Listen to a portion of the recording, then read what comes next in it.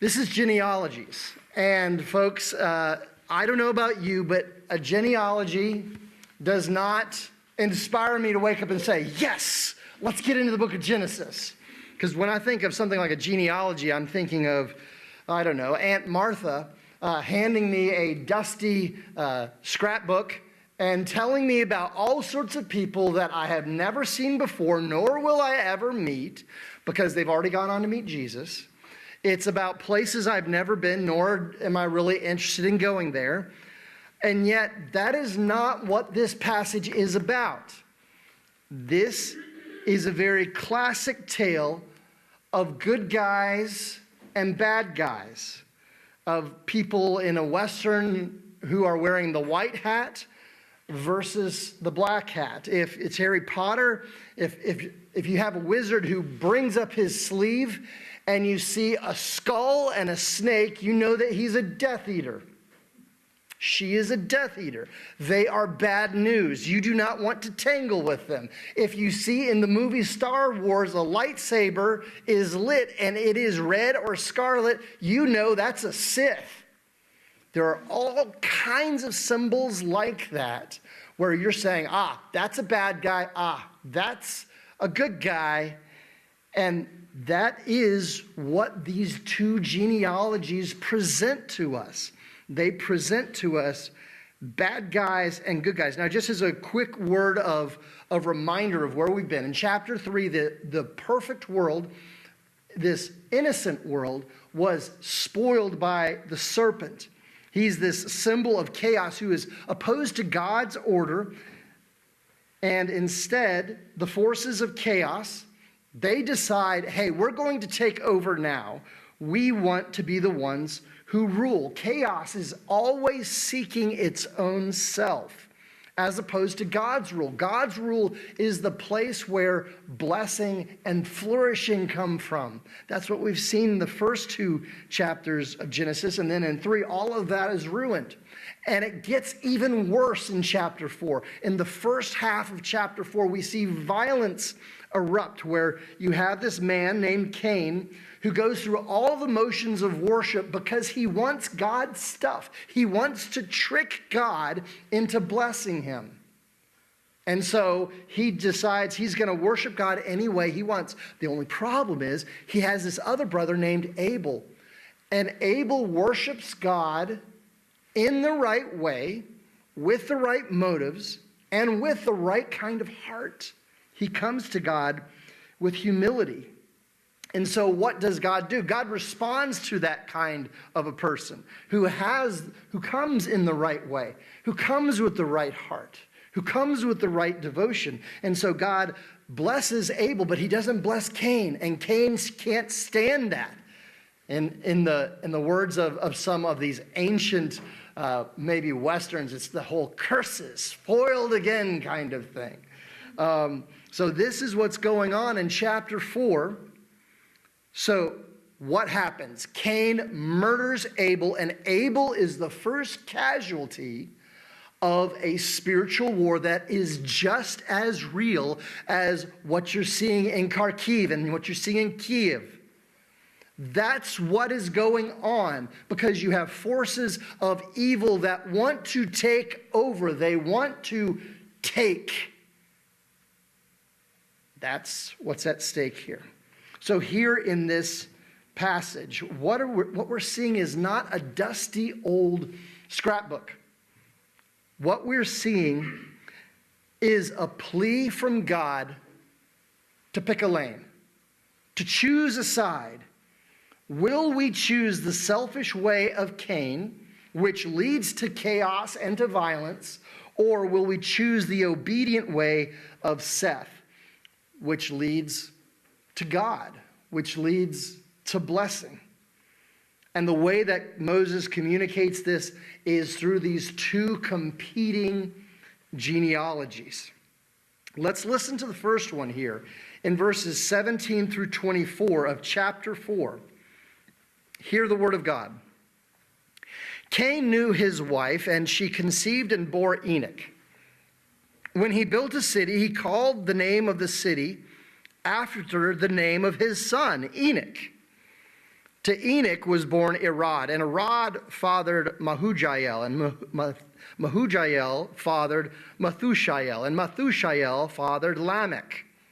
And Lamech took 2 wives.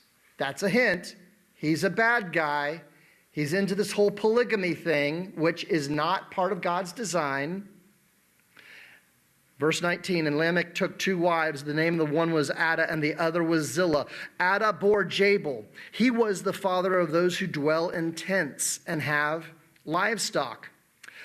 His brother's name was Jubal. He was the father of those who play the lyre and pipe. Zillah also bore Tubal-Cain. He was the forger of all instruments of bronze and iron. The sister of Tubal-Cain was Naamah.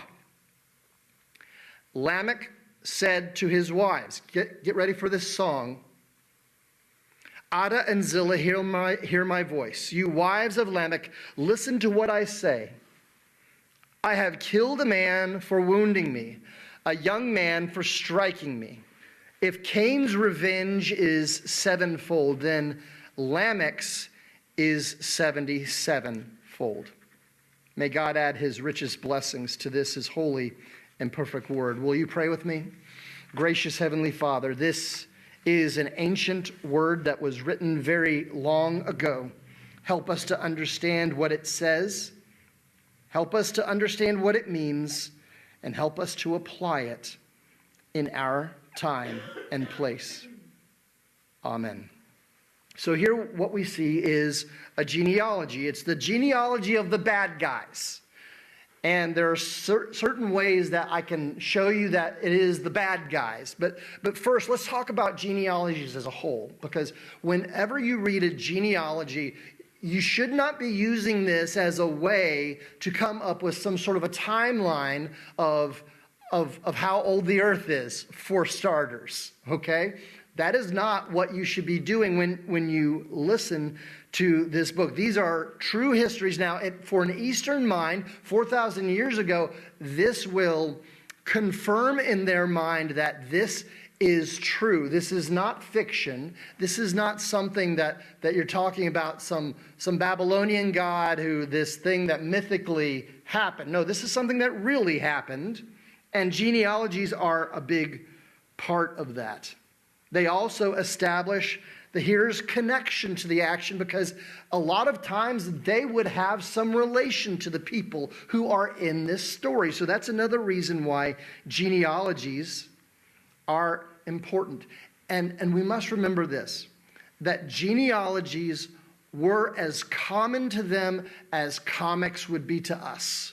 Or if you're watching a movie as an action movie, you know there are certain things in an action movie that, well, they're kind of exaggerated, aren't they? And they're exaggerated either a little bit or a lot. This last week, Eli and we saw Uncharted together. And I said to him as we're walking into the movie, now listen, willful suspension of disbelief. Because when this guy climbs up this cargo in midair into a C-130, that doesn't really happen, okay? That's an exaggeration of a video game, okay? We understand that's how that's supposed to work. Well, genealogy has its own sense of how it's supposed to work. And here it's supposed to connect you to a literary theme. And in this case, what is this genealogy showing you? It's showing you just how bad these bad guys are. And as you read different genealogies, they have different purposes. The genealogies that are in Numbers are there for a different reason. The listing of cities that were conquered in the book of Joshua versus what's listed in the book of Judges, they're there for different reasons to tell you different things so that you will feel a different way about the characters and either despise them on one side or really be drawn to them on another side. So that's why these genealogies are here. So you're supposed to curl your lip up at these guys. Okay? Why? Well, there are at least 6 reasons why you should curl your lip up at these people.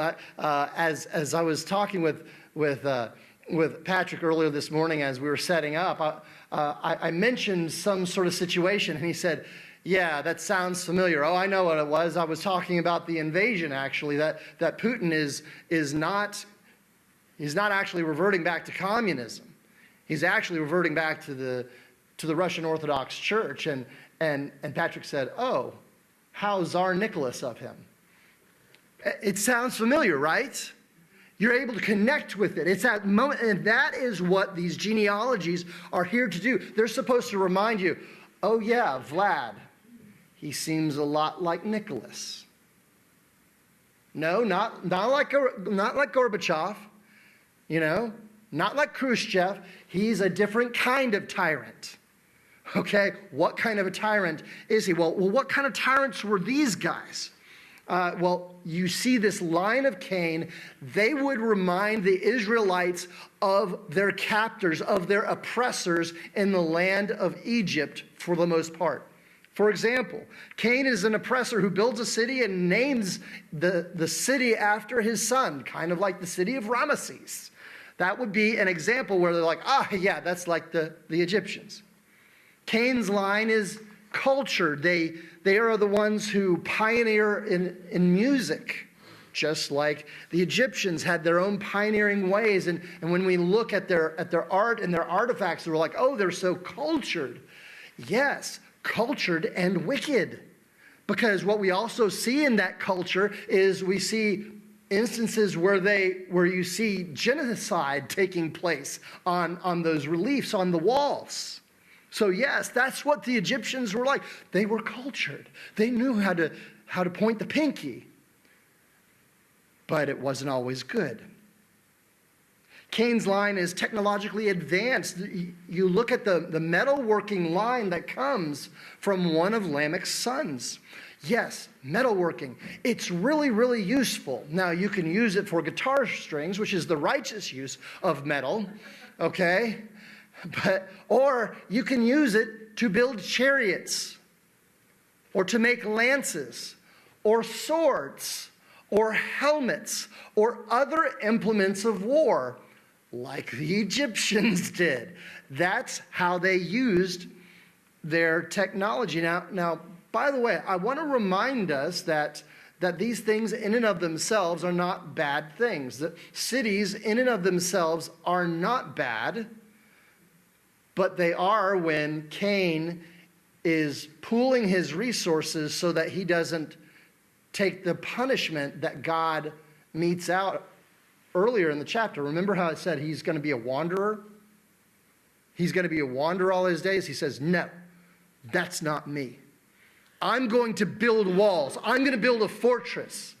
So even if I have this mark, and even if people are supposed to leave me alone, I'm going to go against God's will and God's way.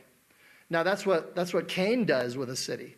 But if you go in the book of Revelation, you see the city of God is there. You see the New Jerusalem, which is descending from heaven, where there is peace and righteousness and progress and all the things that we should desire, that God's presence is there. The city of God is a great place. It's a beautiful place. So this is just me saying, don't throw the baby out with the bathwater. The music that they use in their instance, here we hear a song that is absolutely hideous. There's other places where the entire corpus of Israel's songbook is called the Psalms. So music is not a bad thing. Technology is not a bad thing. But what are you going to use it for? What are some other ways that Cain's line would have said, yeah, just like the Egyptians?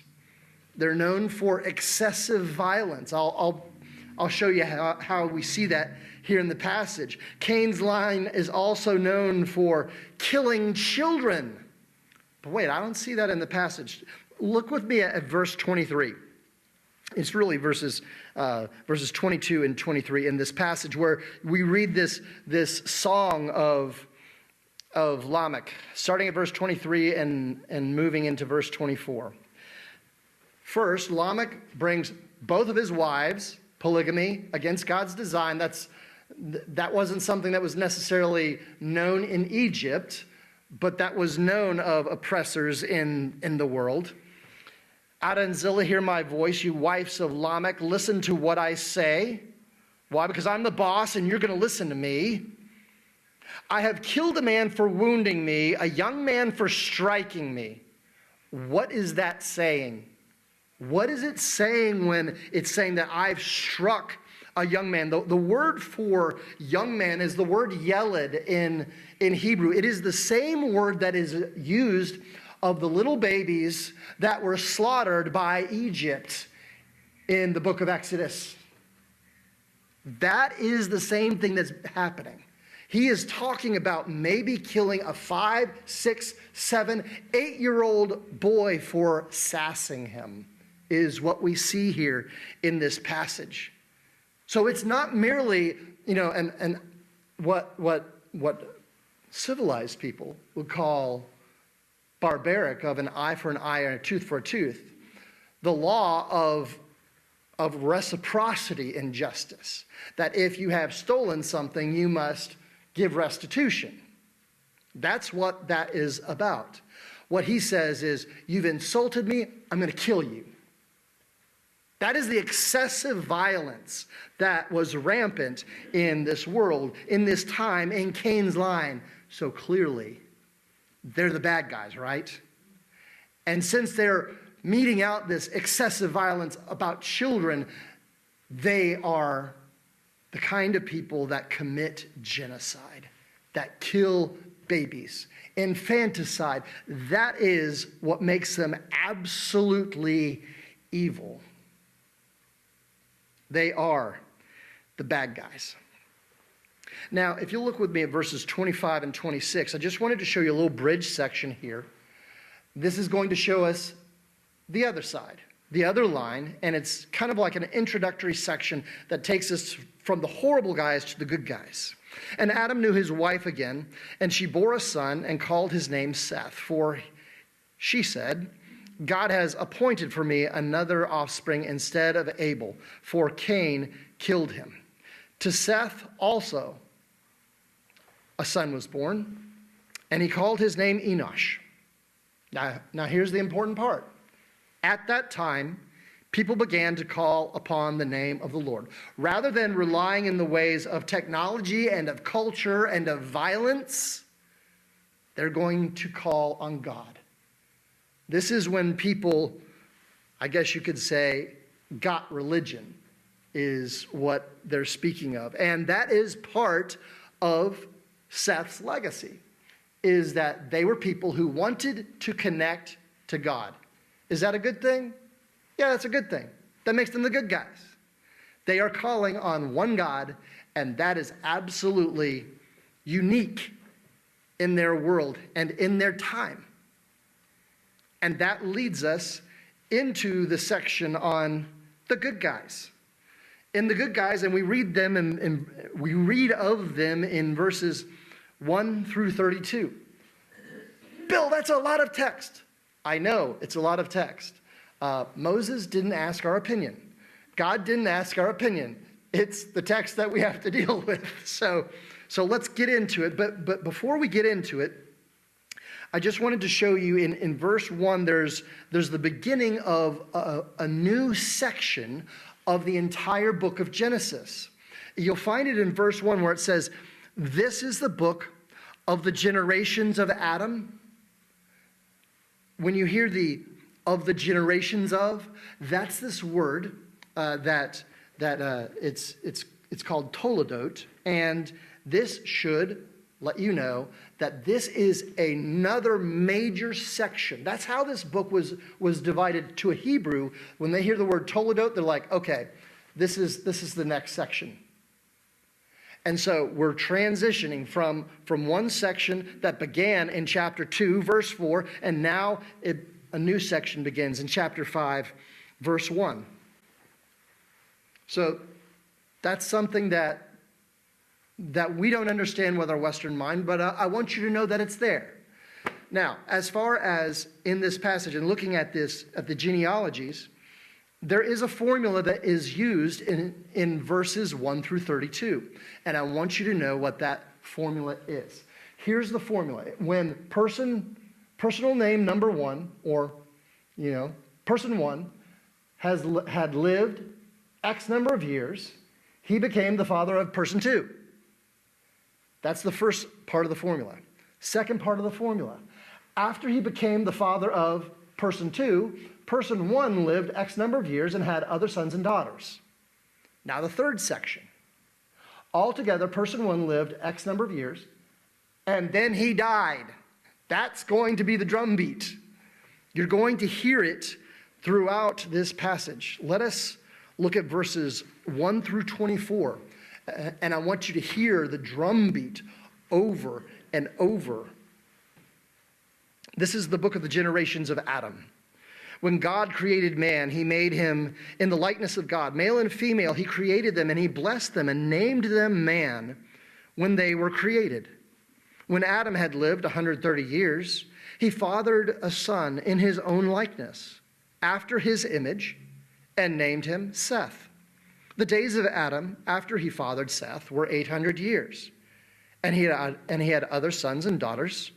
Thus, all the days that Adam lived were 930 years, and he died. When Seth had lived 105 years, he fathered Enosh. Seth lived, after he fathered Enosh, 807 years, and had other sons and daughters. Thus, all the days of Seth were 912 years, and he died. When Enosh had lived 90 years, he fathered Kenan. Enosh lived, after he fathered Kenan, 815 years, and had other sons and daughters. Thus, all the days of Enosh were 905 years, and he died. When Kenan had lived 70 years, he fathered Mahalalel. Kenan lived, after he had fathered Mahalalel, 840 years, and had other sons and daughters. Thus, all the days of Kenan were 910 years, and he died. When Mahalalel had lived 65 years, he fathered Jared. Mahalalel lived, after he fathered Jared, 830 years, and had other sons and daughters. Thus, all the days of Mahalalel were 895 years, and he died. When Jared had lived 162 years, he fathered Enoch. Jared lived, after he fathered Enoch, 800 years, and had other sons and daughters. Thus, all the days of Jared were 962 years, and he died. When Enoch had lived 65 years, he fathered Methuselah. Enoch walked with God, after he fathered Methuselah 300 years, and had other sons and daughters. Thus, all the days of Enoch were 365 years.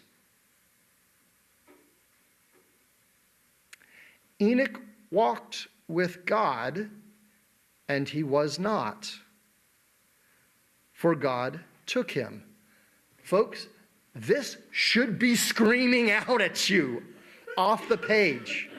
It's like if I'm playing a bass line with Patrick, and I'm just playing a dum dum dum dum dum dum dum dum dum dum dum dum dum dum dum, and then I stop, everyone in the room is going to notice. Everyone's going to say, what's wrong with this bass? Or is he being artistic? What is he doing? And that should be the very same thing that we're asking of this genealogy in this section. Because the note has been, and he died, and he died, and he died, and he died, and he died, and he died. Something different is going on. And that is what makes this genealogy masterful. Not all genealogies are written just like this one. It is a broad literary style that has many different representations of what it looks like. You will find others that mention some of the kings of Sumer. And some of the people who are rather skeptical will say, well, we can't believe the book of Genesis because the people who lived here lived way, way, way too long. Okay, a few things. Number one, you think that's strange because you've never seen it. they would think that someone carrying around a smartphone is absolutely bizarre, okay? So it's just whatever your world is.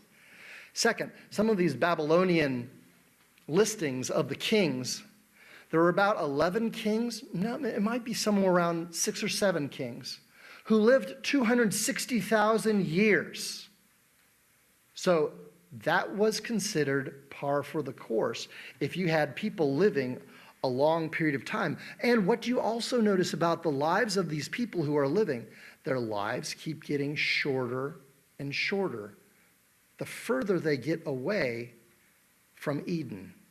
The further they get away from the time that the garden was there and you could eat from the tree of life. So surely it's not all that far off the map, at least from an Eastern standpoint, that they're like, well, of course they were living a long time.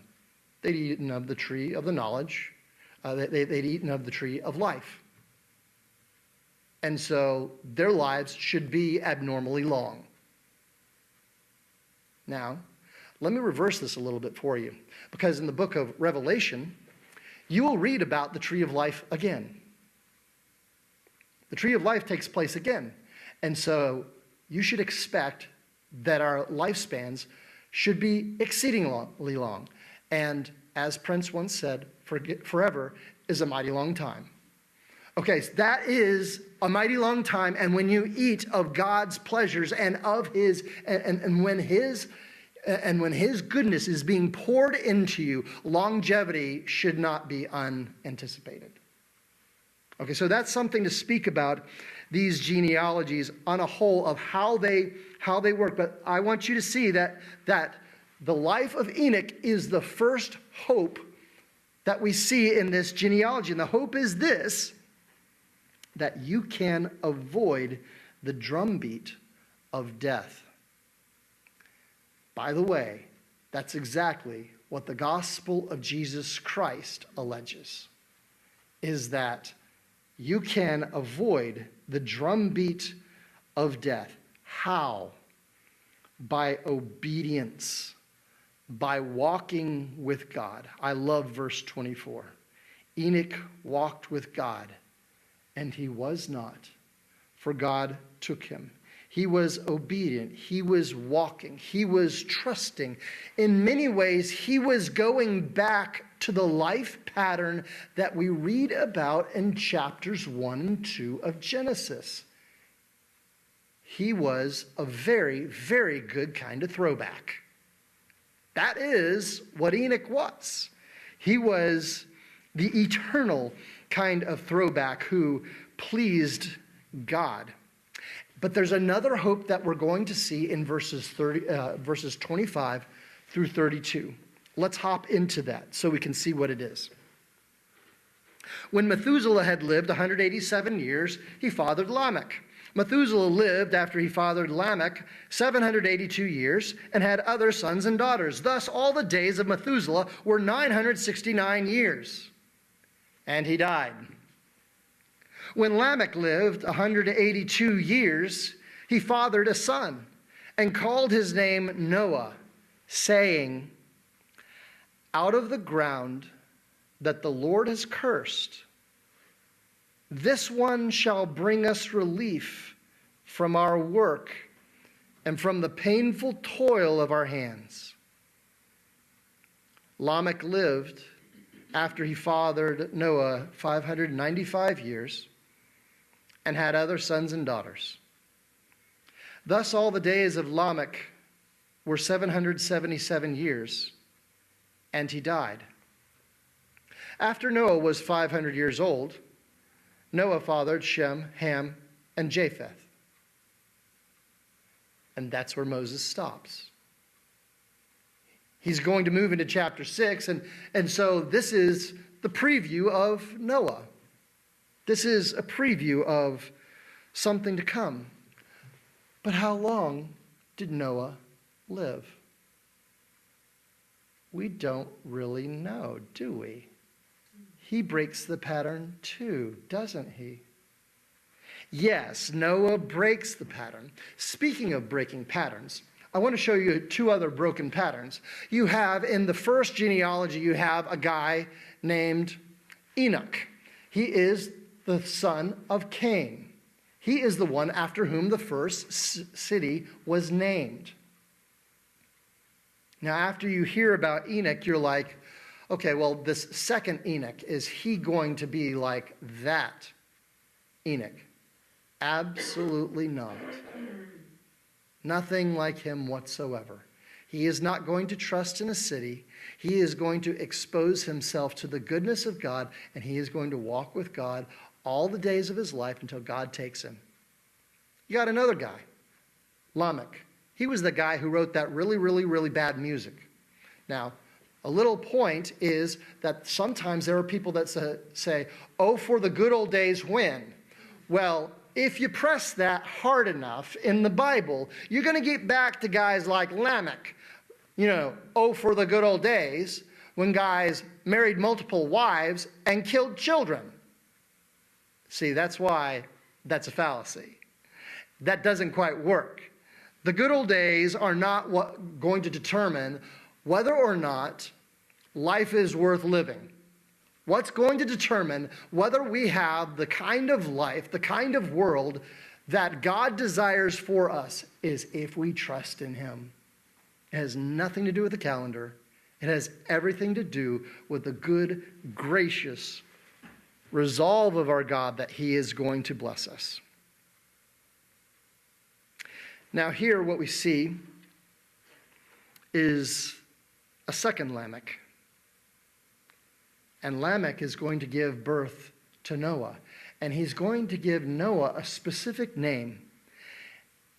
And you should be a little bit worried that you've got a second Lamech because the first one didn't work out too well. But in contrast to those bad guys, in the naming of this son, here are the hopes that Lamech had for his son. In a world of violence, he will give us peace. In a world of anxiety, he will give us rest. In a world of chaos, he will obey God. I will call him Noah, because Noah's name means rest. That should take you back to chapter 1 of Genesis. That should take you back to where God says things were what? Very good. And then the Lord God rested. So in many ways, we're going to see a little bit of a rewind. A lot of a rewind, actually, is going to take place in the ministry of Noah and in the events and the flood that comes along. Noah will restore the created order, and death is not mentioned. Only the new life of his sons. This is how we know that in verses 1 through 32 of chapter 5, these are the good guys. These are the good guys where order and blessing and flourishing are going to be restored. Now, are all the sons and daughters mentioned? No, not at all. This is a selective list. Genealogies are in and of themselves selected. But think of this. Taking that and realizing that not all of that line is mentioned. This is a line that lasts about 10,000 years if you label it conservatively. If you look at it very conservatively, this is a very, very, very long time. So if you're saying that the world is 6,000 years old, might I advise you gently, brother, sister, hold on to that rather loosely. Because God knows what the truth is. And here's the truth about God. He is good, and he is loving, and he wants to bring you into a life of flourishing. He does not want you to experience what the bad guys had, where they were trying to make it happen.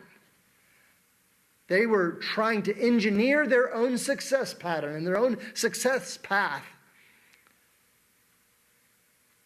And it's so much easier to simply look to God and say, God, I trust you. I believe that you are good. I believe that you love me. I believe that you love me as I am and not as I should be, because nobody's what they should be. And I believe that you're going to change me.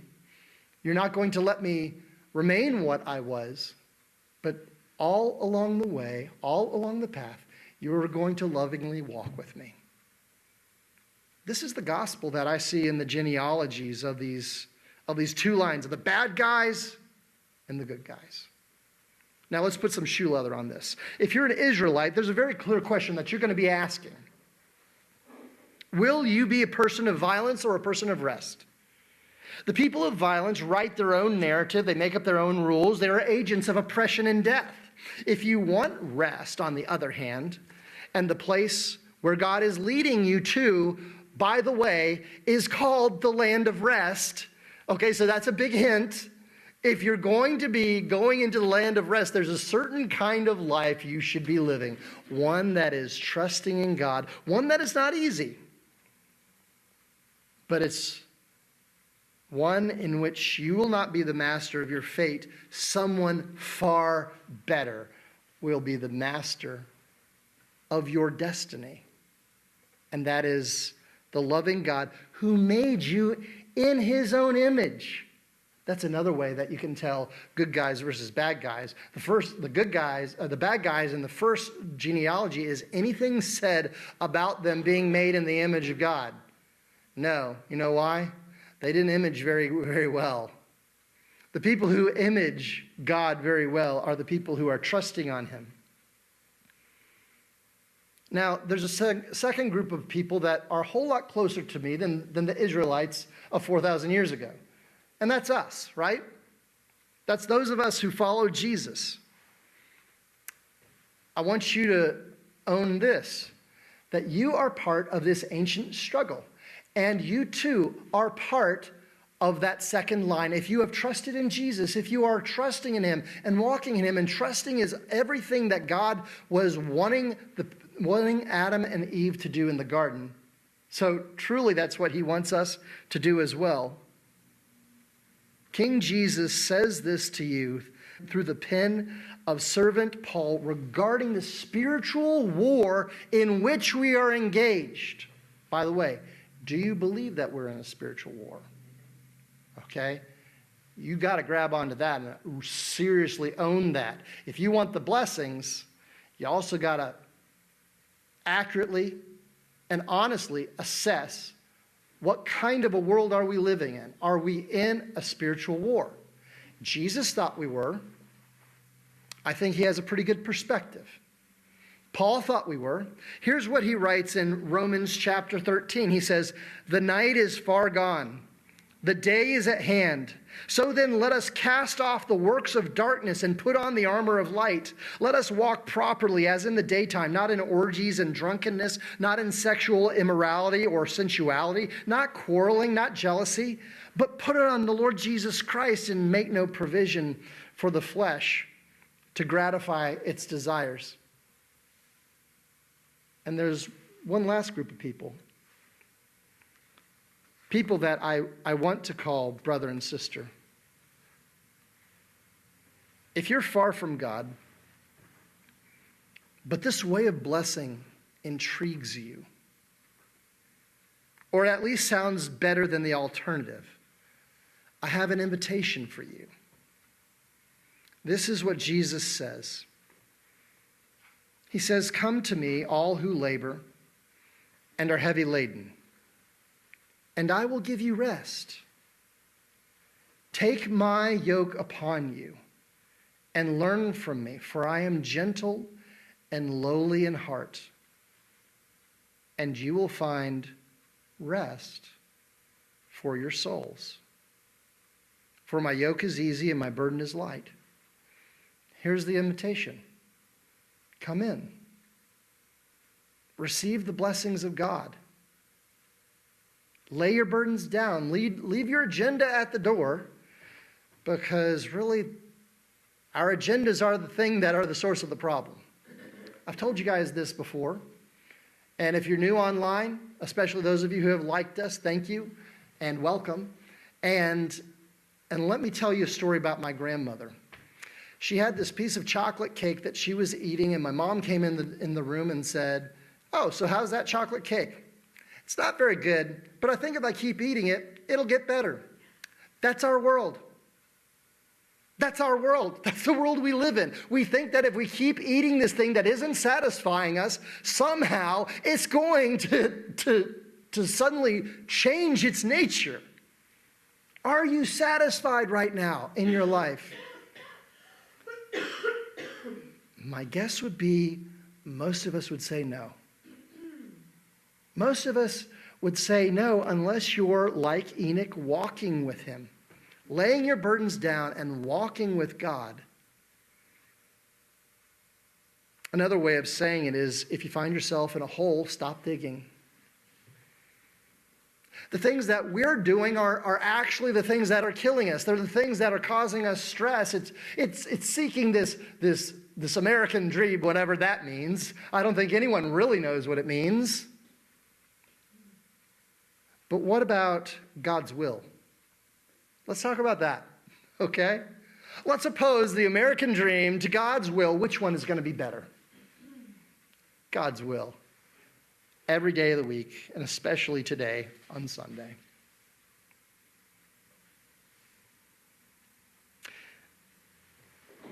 God's way is better.